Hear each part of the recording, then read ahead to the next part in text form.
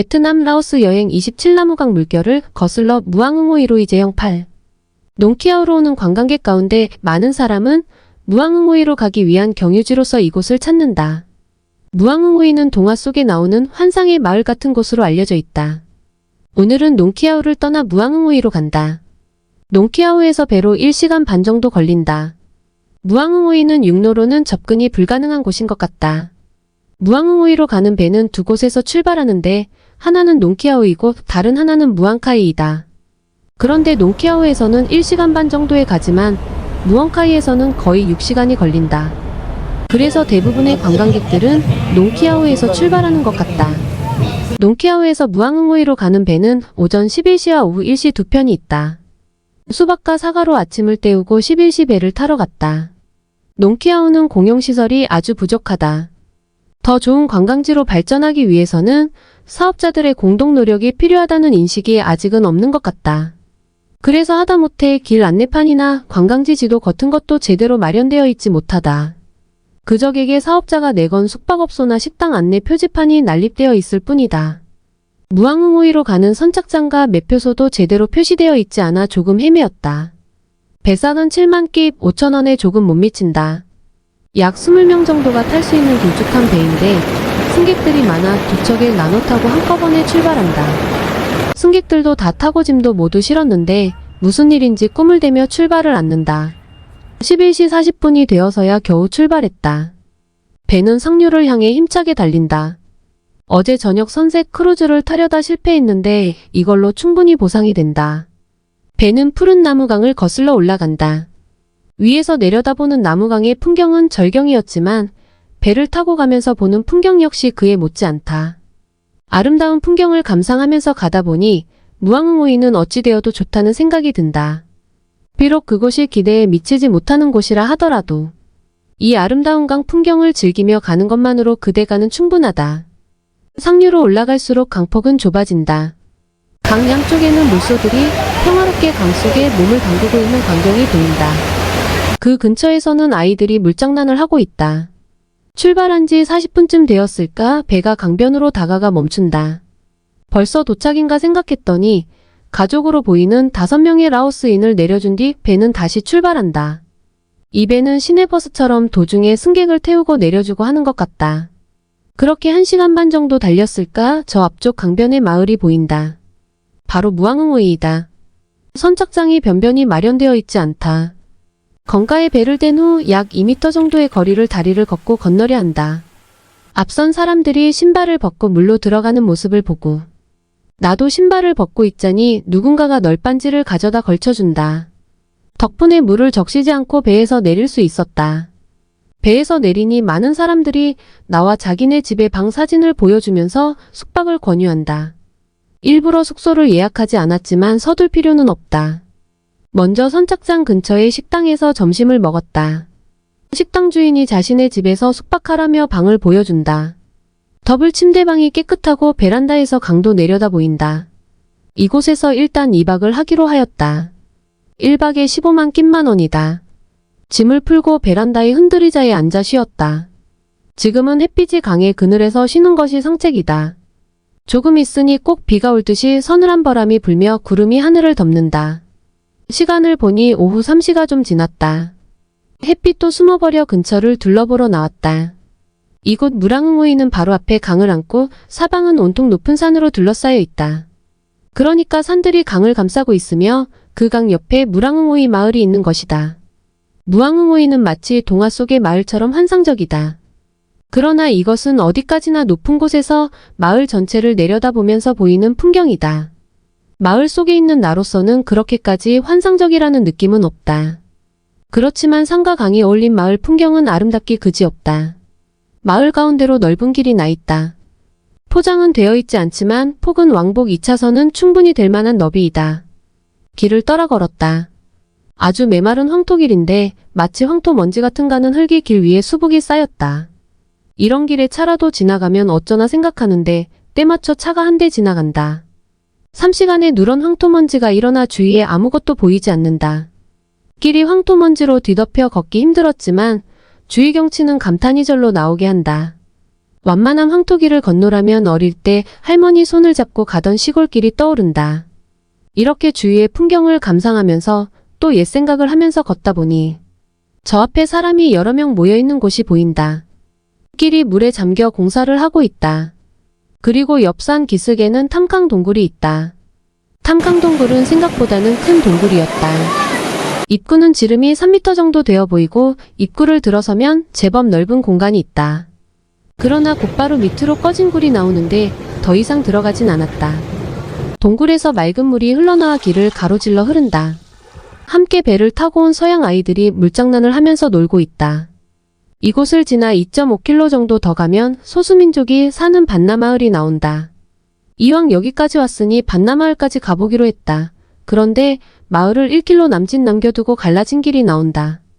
어느 쪽 길로 갈까 생각하다 시계를 보니 벌써 4시 반이다. 마을까지 갔다 오면 어두워질 것 같다. 발길을 돌리는 것이 좋겠다. 꽤 걸었더니 온몸이 땀에 흠뻑 젖었고 목도 마르고 배도 고프다. 돼지고기 바베큐 안주에 라오비어 큰 병, 그리고 쌀국수로 사치스런 저녁을 먹었다. 어두워지기를 기다려 별을 볼 수 있을까 해서 밖으로 나갔다. 그러나 별은 거의 보이지 않는다. 마을 가게의 불빛 때문인지 아니면 구름이 끼었는지 알 수 없다. 불빛이 없는 곳으로 가보려 했으나 길이 너무 험해 위험하다. 내일을 기다려보자. 베트남 라오스 여행 28 무앙응호이 마을 구경하기. 강변의 식당에서 커피와 토스트로 아침 식사를 하였다. 커피를 특별히 싫어하진 않는데 커피를 마시면 밤에 잠을 자지 못하기 때문에 한국에서는 커피를 거의 입에 대지 않았다. 그런데 이번 여행에서 몇 번 커피를 마셨는데도 잠드는 데는 큰 문제가 없어. 며칠 전부터는 아침에 커피를 한 잔씩 한다. 어제부터 보아왔지만 어떻게 갈가산이 이렇게 아름답게 조화를 이룰 수 있는지 신기하다. 어제 저녁에 비해 강물이 확 줄었다. 강가에서 물이 5m 정도는 물러난 것 같고 산에서 내려오던 폭 10m가량의 개천도 말라버렸다. 하룻밤 사이에 이렇게 물이 많이 줄어든 것이 이상하다. 비가 오지 않고 이 상태가 며칠 계속되면 강이 어떻게 될지 궁금하다. 그렇지만 물이 줄었다고 해서 강의 아름다움까지 손상되지는 않는다. 식사를 마치고 숙소 베란다의 흔들의자에 앉아 눈앞에 펼쳐지는 강과 산을 바라보며 멍 때린다. 몸과 마음은 더없이 편한데 집에서 혼자 손자를 보고 있는 집사람이 감기가 심하다고 해서 자꾸 마음에 걸린다. 비가 오려는지 날씨가 흐려지더니 서늘한 강바람이 강해진다. 햇빛이 나지 않아 강가로 내려갔다. 긴 배들이 어지러이 묶여있다. 모래톱으로도 올라가 본다. 잡초가 우거져 걷기가 쉽지 않다. 혹시 시간을 때울 액티비티 프로그램이 없을까 여행사에 물어보니 적당한 것이 없다. 영세한 여행사에서 저마다 독자적인 프로그램을 만들어 운영하다 보니 성원이 잘 되지 않기 때문이다. 낚시 프로그램이 있어 물어보니 60불이라 한다. 그만두었다. 돈도 돈이지만 뱃사공과 둘이 나가 낚시를 하는 것이 무슨 재미가 있겠는가? 마을 구경이나 하자. 작은 마을이지만 골목도 많고 의외로 아기자기하다. 베트남 사파에서 산 말린 과일을 들고 나왔다. 너무 달아내 입에는 맞지 않던데 아이들은 꽤 좋아하는 것 같았다. 갑자기 굵은 빗방울이 떨어져 길가 집의 처마 밑에 피하였다. 남매로 보이는 두 아이가 놀고 있다. 동생인 남자아이에게 과자를 한 주먹 쥐어주니 누나도 가까이 온다. 역시 과자 한 주먹. 이 광경을 멀리서 바라보고 있던 동네 아이들이 쪼르르 달려온다. 한 주먹씩 나누어 주다 결국은 봉지째 주고 나누어 먹으라 하였다. 어린 여자아이 하나가 서툰 우리말로 감사합니다 라고 한다. 비가 그쳐 골목길을 둘러보다 보니 케이블하고 쓰인 작은 안내판이 보인다. 화살표를 따라갔더니 넓은 계곡이 나오고 계곡 가운데 4~5명의 남녀가 차를 세워두고 둘러서 있다. 아마 소풍을 나온 것 같다. 밥을 먹고 있었는데 가까이 가자 함께 먹자고 권유한다. 랩에 싼 주먹밥에 소스와 나물을 곁들여 먹으니 맛이 괜찮다. 케이브로 가는 길은 험해 보여 그만두었다. 숲속 오솔길을 걷다 보니 넓은 공터가 나오고 집들이 둥글게 공터를 둘러싸고 있다. 공터는 알고 보니 축구장이다. 정규 축구장보다는 작지만 대나무로 만든 골대도 있고 잔디도 깔려 있다. 동남아 국가들은 축구 수준은 낮지만 많은 사람들이 축구에 열광하는 것 같다. 조그만 마을에서도 술집에서 대형 화면에 비치는 축구 중계를 보면서 떠들썩하게 술을 마시는 풍경을 쉽게 볼 수 있다. 햇빛은 없지만 덥다. 숙소로 돌아와 시원한 베란다에 앉아 시간을 보낸다. 내일 또 어디로 갈지 결정을 못했다. 두 가지 선택지가 있다. 하나는 다시 농키아우로 가서 거기서 루앙프라방이나 방비엥 혹은 비엔티안으로 가는 것이다. 다른 하나는 여기서 6시간 동안 배를 타고 무앙푸아로 가. 거기서 무앙사이나 우돔사이를 거쳐 루앙프라방 등으로 가는 방법이다. 이것은 순전히 배 여행을 위한 선택지이다. 천천히 생각하자. 선선한 강바람을 맞으며 페북도 하고 유튜브도 보다 보니까 시간은 금방 지나간다. 오후 3시 뭘 할까? 그래 걷자. 어제 못 간 반나 빌리지 다시 가보자. 어제 갔던 길을 다시 걸었다. 가기 전에 구글맵 위성사진을 통해 가는 길을 확실히 알았다. 가는 도중에는 데이터 통신이 단절되어 길을 확인할 수 없다. 오전에 빗방울이 조금 떨어진 것이 효과가 있었는지 황토 먼지가 훨씬 적어졌다. 어제 왔다가 돌아선 갈림길까지 왔다. 확신을 갖고 큰 길로 계속 걸었다. 앞과 왼쪽으로 큰 산이 나오면서 경치가 점점 아름다워진다. 오른쪽으로 저 멀리 다랭이 논이 보이고 산 사이에 완만한 경사의 넓은 터가 나온다. 저곳이 반나 빌리지라 짐작된다. 정말 아름다운 풍경이다. 한참을 더 가니 큰 길 오른쪽으로 반나 빌리지로 들어가는 길이라 생각되는 곳이 나온다. 그런데 그 길을 산에서 흘러내려오는 도랑물이 막고 있다. 옆으로 돌아가는 좁은 길이 보여 들어갔더니 완전히 정글이다. 내가 갈 수 있는 길이 아니다. 다리를 걷고 물 흐르는 길을 건너갈까 생각했으나 건너간다고 해서 어떤 길이 기다리고 있을지 알 수 없다. 더 이상 미련을 갖지 말고 돌아가자. 오는 도중 본 아름다운 풍경만으로도 여기까지 걸어온 충분한 보람이 있었다. 돌아서려다가 큰 길로 계속 가면 어디가 나올까 궁금해진다. 큰 길을 따라 계속 갔다. 큰 길은 지금 새로이 건설 중인 길인 것 같다. 길이 점점 반 진창길로 바뀐다. 그 길을 따라 한참을 가니 오른쪽으로 아름다운 초지와 논들이 보인다. 높은 산들에 둘러싸여 완만한 경사를 이루고 있는 그림 같은 풍경이다. 마치 판타지 영화에 나올 것 같은 풍경이다. 반나 빌리지라 짐작되는데 집은 거의 보이지 않는다. 10여 호 정도밖에 되지 않는 작은 마을이라 민가가 흩어져 있어 그런가 하는 생각이 들었다. 시간을 확인하니 오후 5시가 넘었다. 숙소까진 5km가 넘는다. 서둘러야 한다. 빠른 걸음으로 돌아온다. 그러나 숙소를 2km 정도 남겨두고 날은 완전히 깜깜해진다. 하늘엔 초승달이 보인다. 길은 완전 깜깜해져 발 아래도 보이지 않는다. 낭패다. 핸드폰 플래시 앱을 켰다. 아쉬운 대로 발 아래는 겨우 보인다. 넘어지지 않으려 조심조심 걷다 보니 식은 땀이 난다. 운 좋게 별다른 사고 없이 무사히 숙소에 도착하였다. 핸드폰을 확인하니 오늘 3만 보를 넘게 걸었다. 어제는 돼지 바베큐였지만 오늘은 닭 바베큐로 저녁 식사를 하였다. 비어라오가 너무 맛있다. 베트남 박하시장에서 산 옥수수 술도 처리하였다. 오늘은 그동안 짐이 되었던 두 가지를 모두 처리하여 속이 시원하다. 하나는 1kg가 넘었던 말린 열대과일, 또 하나는 옥수수 술, 그동안 상당히 짐이 되었는데 해방되었다. 이제 남은 짐은 하나다. 베트남 사파에서 산 도자기 술병에 든 술. 내일부터 빨리 이 술을 처치하도록 해야겠다. 베트남 라오스 여행 29 지옥 같은 여행 끝에 방비행으로. 어제 술을 좀 마신 때문인지 일찍 잠이 깼다. 갑자기 밖에서 비가 퍼붓듯이 쏟아지는 소리가 들린다. 이렇게 세찬 비가 오면 배를 타고 나가지 못할 텐데 하는 생각이 들었으나 비는 곧 그쳤다. 아직까지 어디로 갈지 정하지 못했다. 다음 목적지는 타케크로 비엔티안에서 사시 방향에 위치하고 있다. 농키아우로 가면 비엔티안 언저리서 1박을 하고 갈 수 있지만 무앙쿠아를 거쳐가면 23박을 해야 한다. 결심이 섰다. 농키아우로 가자. 오전 9시 반 농키아우로 가는 두 척의 배가 함께 출발했다. 각각 20명 정도의 승객이 승선하였다. 오늘은 어제보다도 강물이 더 줄었다. 올 때는 강을 거슬러 오므로 1시간 반이 걸렸지만 갈 때는 물결의 흐름을 따라 내려가므로 1시간 정도 걸린다고 한다. 출발한 지 10분 정도 지났을까 갑자기 배가 어디에 부딪힌 듯 심하게 흔들린다. 강물이 줄어들어 배 바닥이 땅에 닿는 것이다.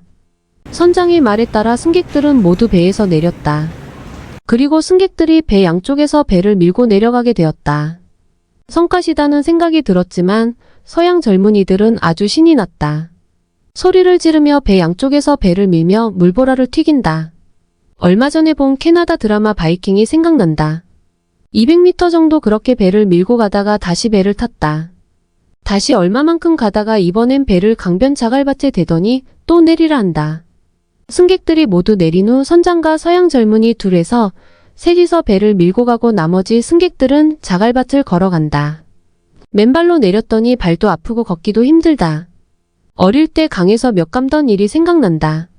300m 정도 그렇게 걸은 후 다시 배를 탔다. 얼마 안 가 다시 내리라 한다. 이번에는 500m 이상 걸었지만 다행히 신발을 신고 내려 큰 어려움은 없었다. 이젠 강폭도 넓어지고 물 깊이도 어느 정도 되는 것 같다. 보트는 속력을 내며 시원하게 달리고 강변 양쪽과 그리고 앞쪽 저 멀리 절경이 펼쳐진다.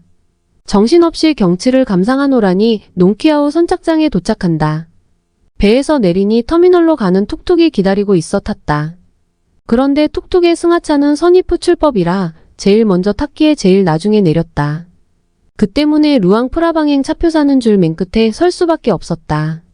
차는 벤인데 차에 오르려고 해도 빈자리가 없다. 운전수가 작은 방석을 하나 가져오더니 고정의자와 승하차문 옆에 보조의자 사이에 방석을 깔더니 거기에 앉으란다. 미치겠다. 왼쪽 자리엔 덩치 큰 남자가 아들을 데리고 앉아있다. 차가 출발하자 남자는 졸기 시작하며 내게 기댄다.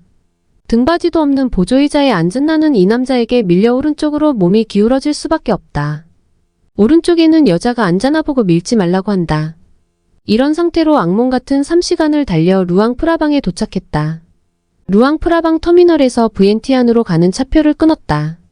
슬리핑 버스인 줄 알았는데 또 벤이다. 오후 4시 차인데 브엔티안까지 8시간이 걸리니까 밤 12시쯤이면 도착할 것이다. 직원에게 버스 승강장을 물으니 야외 대합석에 앉아있으면 알려주겠다고 한다. 그런데 출발 시간이 다 되어 가는데도 소식이 없다.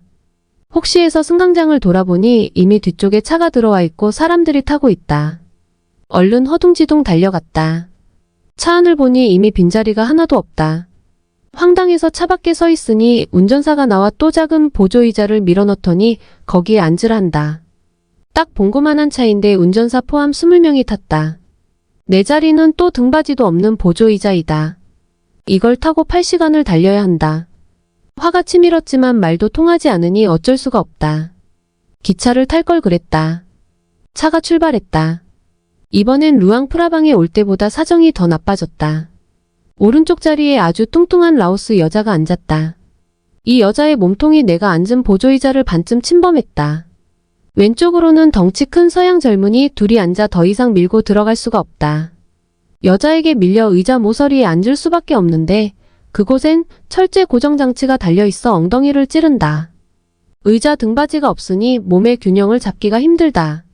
최악이다. 정말 지옥 같은 여행이다. 이런 상태로 몇 시간을 달리니 도저히 참을 수가 없다. 루앙 프라방에서 방비행 사이는 상상이 가지 않을 정도로 도로 상태가 엉망이다. 이런 길을 불편한 자리에 앉아가려나 정말 미칠 지경이다. 차가 출발한 지 6시간이 다 되어 간다. 곧 방비행에 도착한다. 도저히 이 상태로 2시간이나 더 차를 타고 비엔티안까지 갈 수 없다. 방비행에서 내리기로 하였다. 밤 10시가 조금 지났다. 숙소부터 구하여야 한다. 이왕 여기 내린 김에 한 이틀 정도 있다 가자는 생각이 들었다. 야시장 쪽으로 오니 제법 규모가 큰 홈스테이가 보인다. 숙박료를 물으니 1박에 25만 끼비리 한다. 2박에 40만 끼부로 깎았다. 샤워를 하고 나니 좀 살만하다. 정말 지옥 같은 하루였다.